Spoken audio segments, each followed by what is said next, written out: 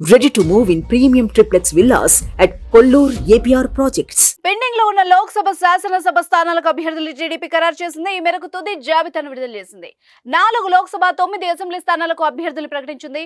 ఇందులో ఇప్పటి వరకు ఉన్న సీనియర్లు, నియోజకవర్గాల మార్పులు, చేర్పులు, ఇతర పార్టీల నుంచి వచ్చిన నేతల్ని అభ్యర్థులుగా హైకమాండ్ ప్రకటించింది. గంటా శ్రీనివాసరావుకు భీమిలి నియోజకవర్గం అభ్యర్థిగా ప్రకటించింది. చీపురుపల్లి నుంచి కళా వెంకట్రావుకు స్థానం కల్పించింది. పాడేరు నుంచి వెంకట రమేష్, దర్శి నుంచి జి లక్ష్మి పోటీ చేయనున్నారు. రాజంపేట సుగవాసి సుబ్రహ్మణ్యం, ఆలూరు వీరభద్ర గౌడ్, గుంతకల్లి గుమ్మనూరు జయరాం, అనంతపురం అర్బన్ నుంచి దగ్గుబాటి వెంకటేశ్వర ప్రసాద్, కదిరిలో కందికుంట వెంకట ప్రసాద్లకు టికెట్లను కేటాయించింది.